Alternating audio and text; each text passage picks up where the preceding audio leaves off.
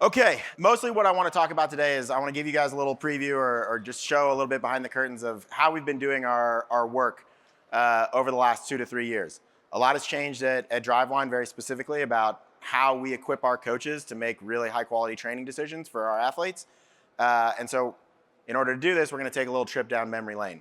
This is our 10th year at ABCA.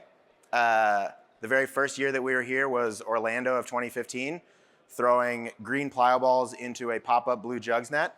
And now we're going to be giving a presentation on how to effectively deploy biomechanics at scale for your collegiate and high school programs. So a lot has changed in the last 10 years. What has also changed, and you can go down to the Expo Theater floor and take a look at it, is just all the different technology options, everything that's available to you as a coach now in order to do some stuff. These were our assessments before. It's a combination of sensors, cameras, these sorts of mobile teardown, stand-up type of installations, and then the transition that we had into hitting.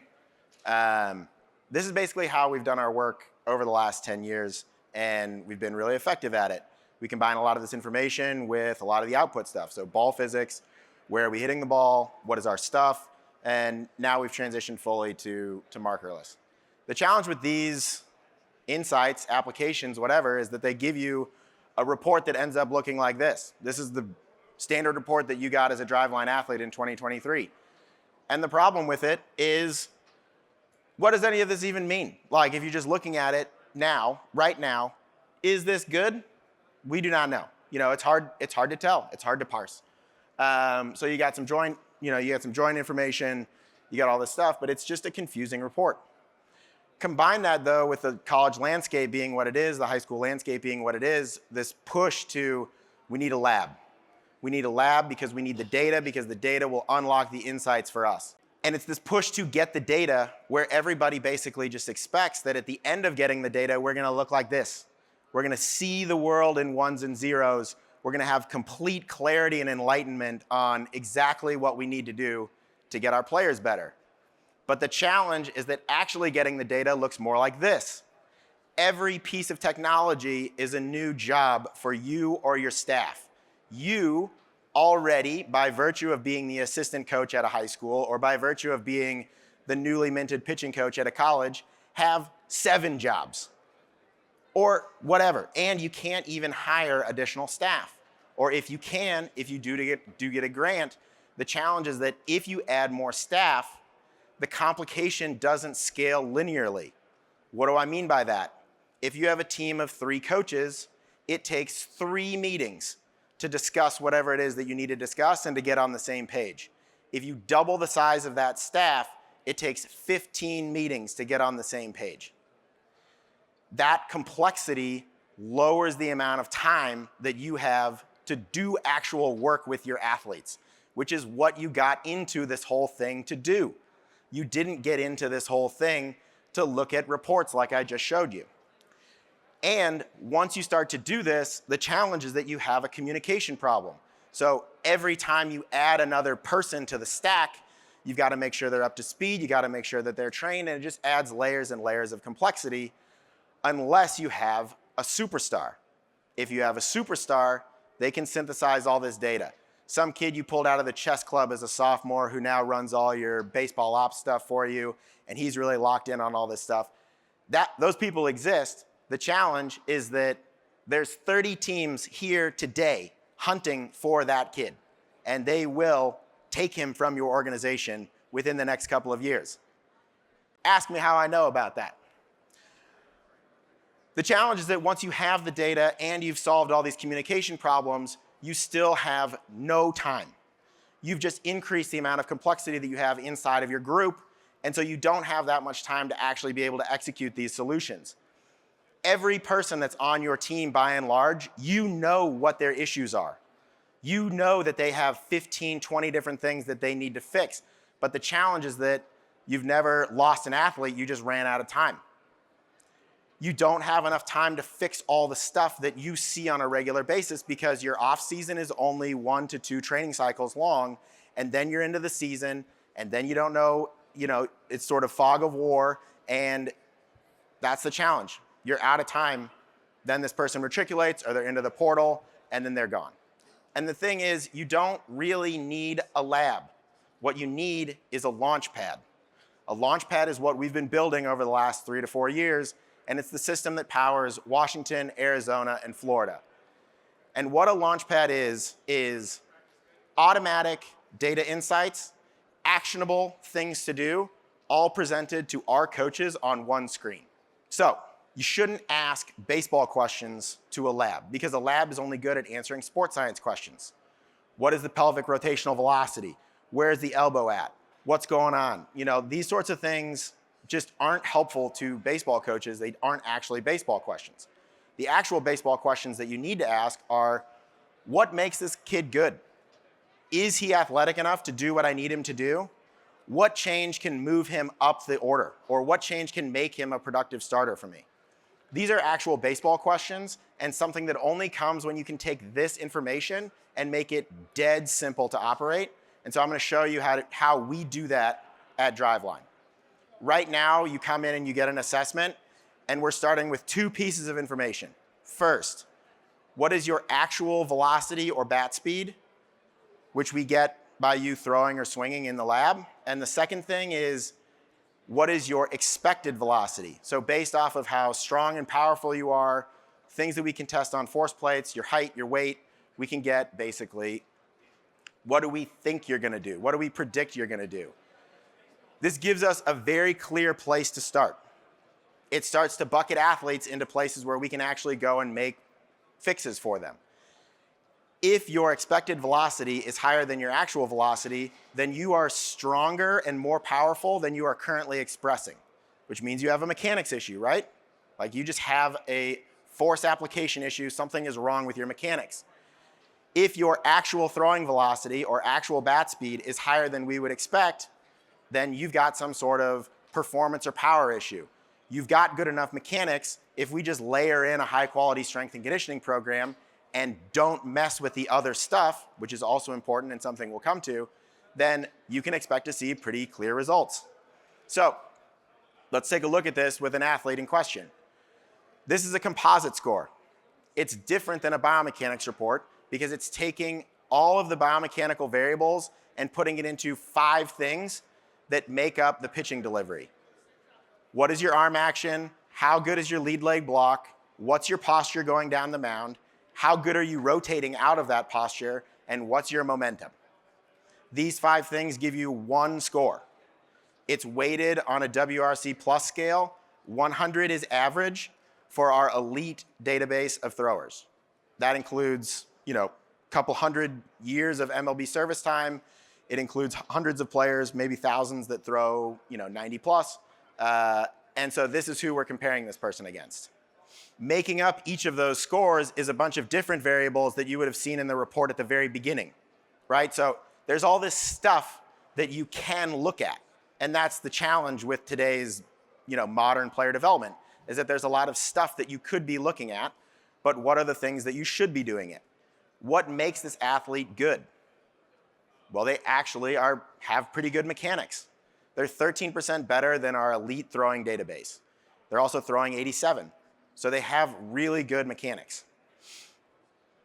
Are they strong or athletic enough to compete basically? Can they make adjustments? No. Out of 100 athletes that have come through on average, this player is no stronger than 28 of them. There are 72 guys more strong and powerful than this person.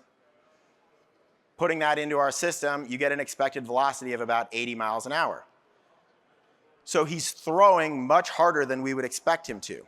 These people exist. They're described as loose or whippy or athletic or whatever. They are different types of movers, but they definitely do exist. And the challenge here is that you have a very clear performance issue.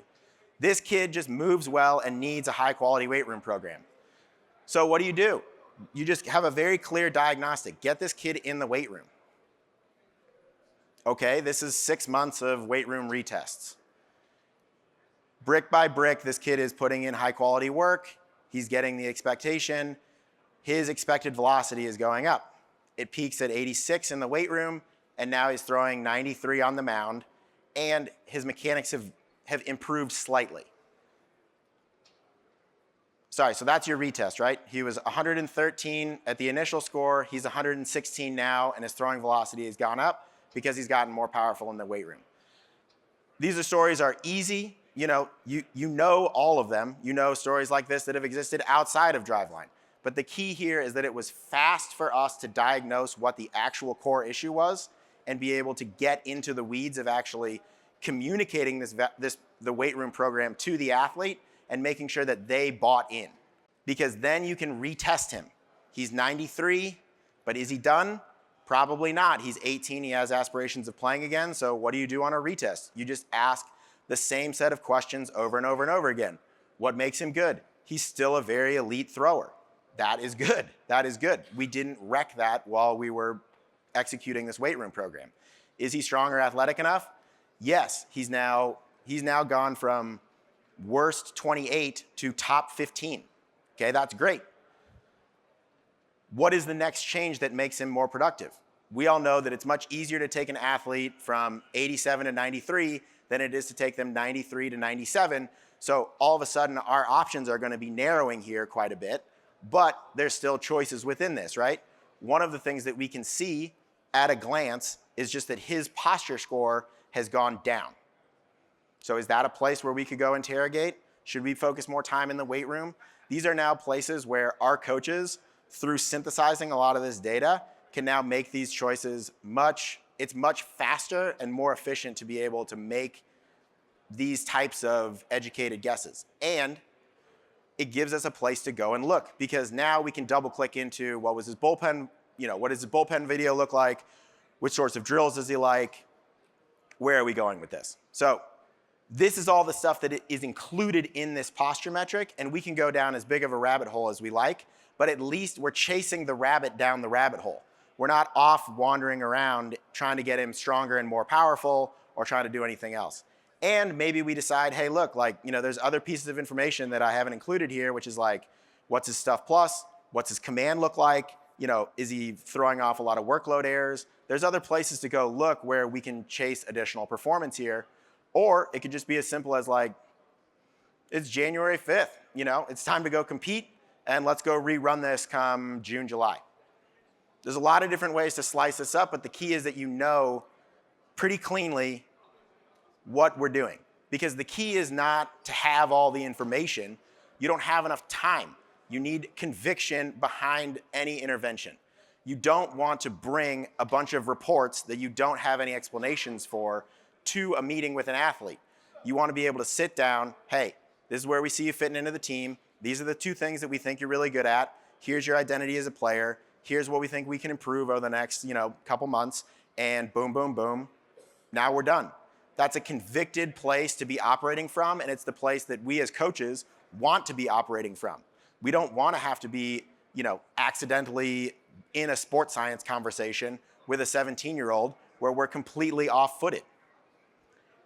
Does this process work for hitting? I just described a pitching one, but yes, it absolutely does. It starts with exactly the same thing. This is a high school athlete. He swings 76, and he's got a pretty decent swing based off of, again, our elite database. So the elite database for hitting has a bunch of MVPs in it and a bunch of big leaguers. And then it also has, college athletes that swing it pretty good, high school athletes that swing it pretty good. So that's who he's compared against. And relative to them, he's all right. So what makes him good? Well, the fact that he's 17 and has a pretty good swing score compared to big leaguers is a pretty good place to start. Is he strong or athletic enough? Yeah, he kind of is. He's actually really strong on the top strength metric, which is just pure strength. And he's got some work to do on being a little bit more powerful and a little bit more athletic. But yeah, this is a pretty, you would love to have this player on your team. So then what change makes him most productive? Well, this is a place where there's a lot of different things that you can tweak. So you've got some postural things that you can change. But the key is, can we make these postural changes in the cage without having everything else go to hell?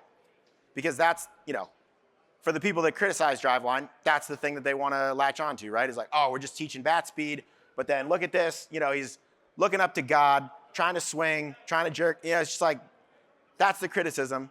But This is the way that we hold these things in parallel, right? We know that he has good rotation. We need to clean up his posture. We can monitor his rotation over time. And this is the thing that actually matters when trying to do high-level player development work as quickly as you possibly can, because these athletes are running out of time with their careers. So we can get him into the lab. We can make some swing changes. There's a 4% improvement in his mechanics in a couple of months. And then, the weight room stuff comes along. He was already pretty good. This is much better, mostly because he's made some gains on the power side of things. But it starts to put together like a more complete picture for him. And that's the thing. You don't simply have to fix one thing. You can hold some of these other things, like the reason you're good, the reason you're my Friday guy is that you throw 91 with these sorts of stuff, like this stuff plus, or the reason that, we think that you're a top draft pick is these reasons.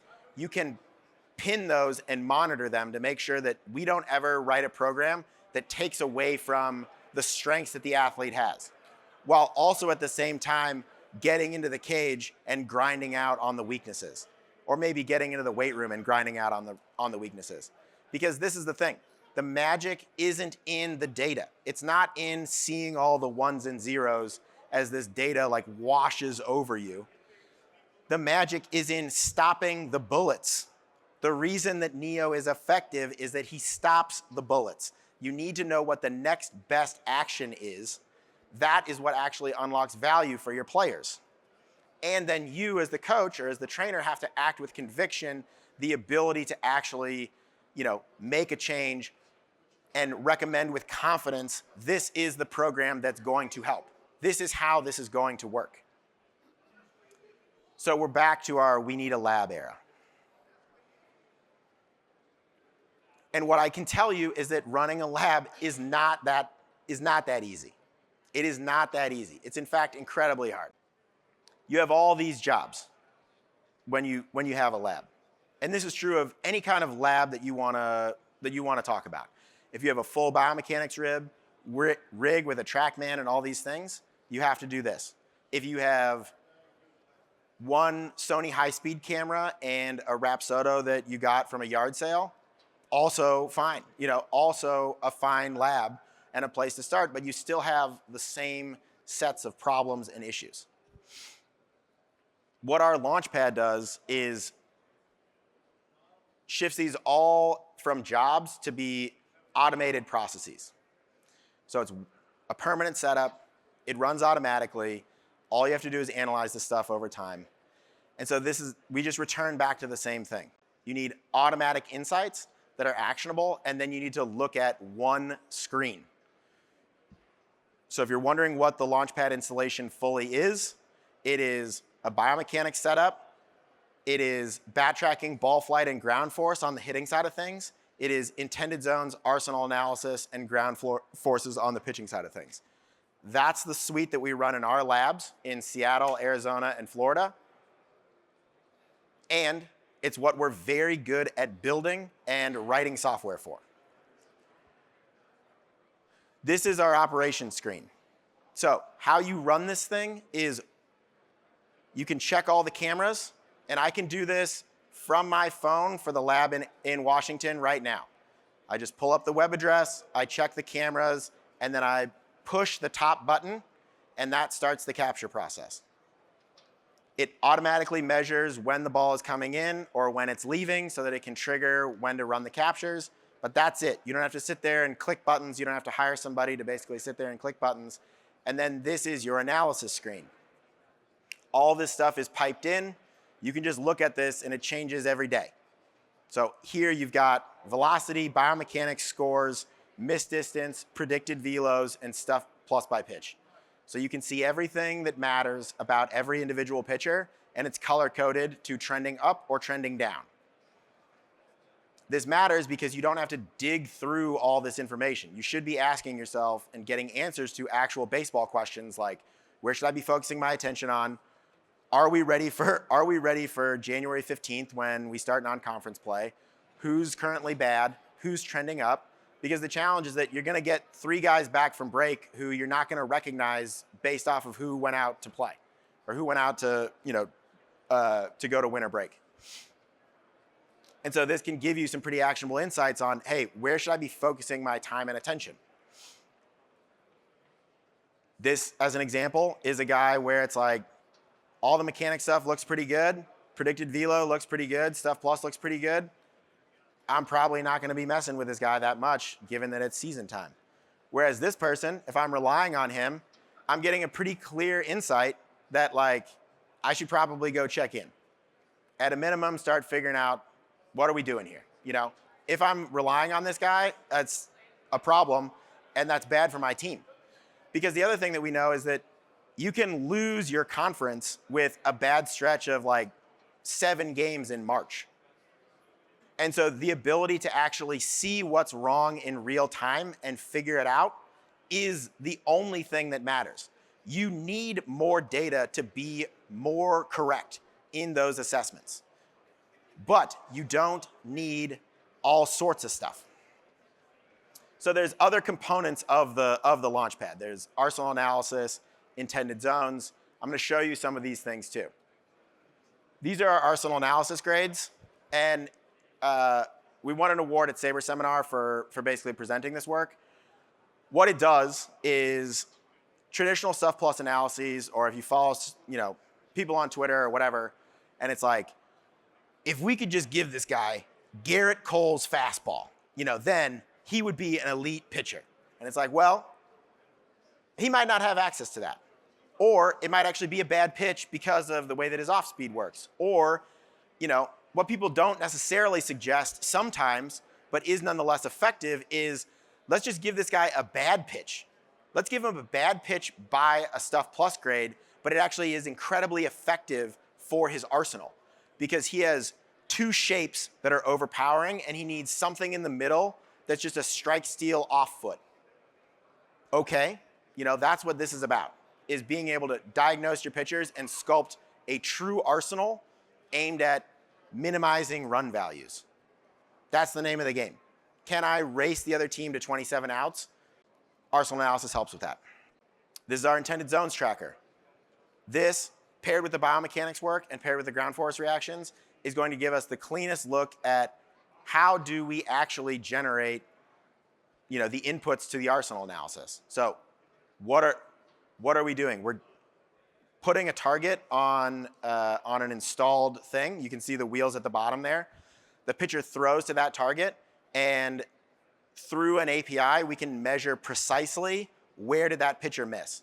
So the challenge with command is that you don't actually know what they're intending to do. So you can think about it in terms of strike percentage, or you can think about it as like, well, we just want him to throw a lot of strikes or whatever.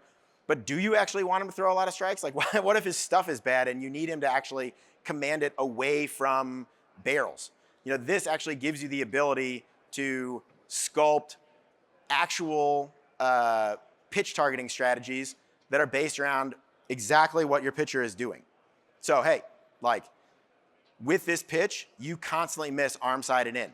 So we can actually change where you target that pitch so that if you have a guy that hunts high heaters, you can change where that pitch is located versus somebody else. And this information is not something that you have to go find somebody from the chess club to download for you.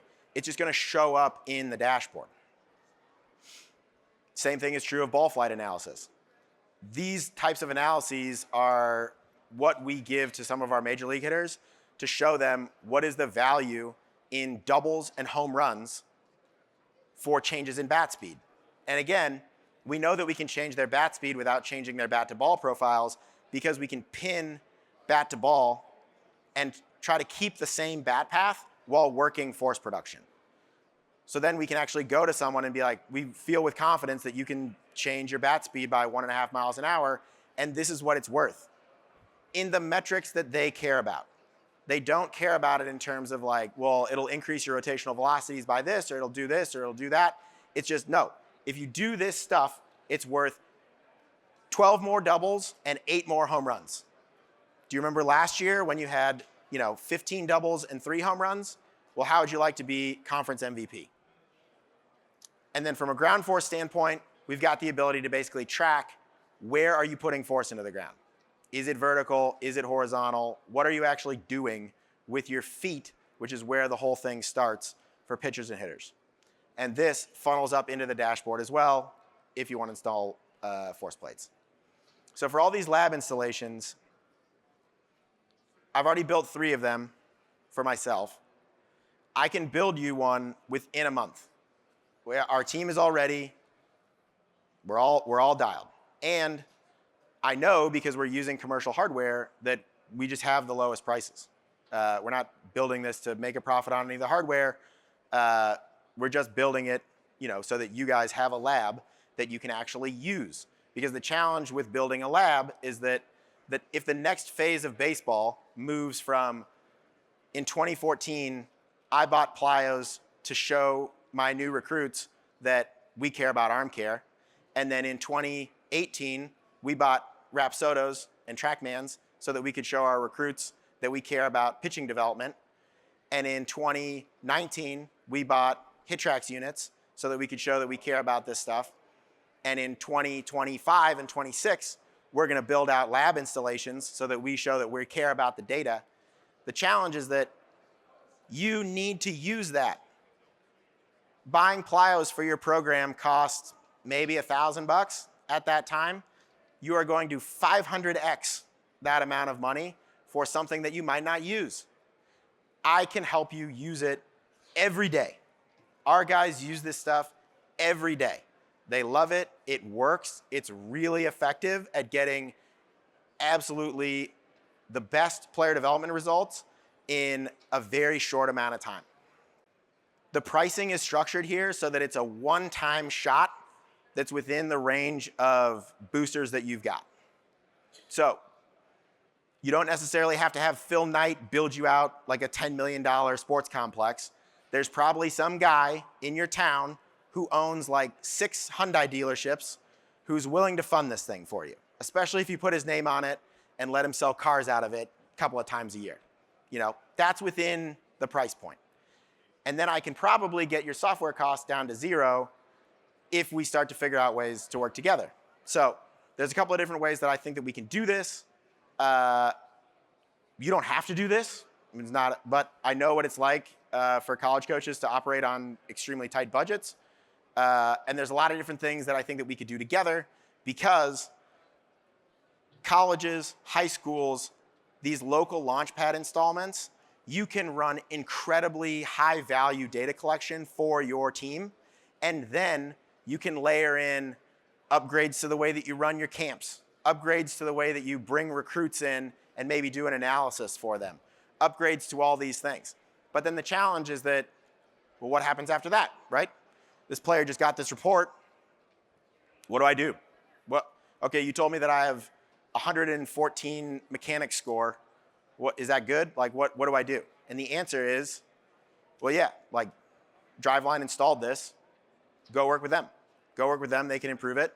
This is the way to do it. And that allows us to basically work together and drive the costs of actually operating these labs on your campus down to 0.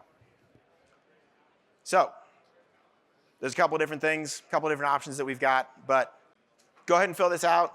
If you have a lab project, large, small, whatever, if you're trying to use data in a high-level way for your high school or college program, hit us up. We know the most about building these things and using them every day.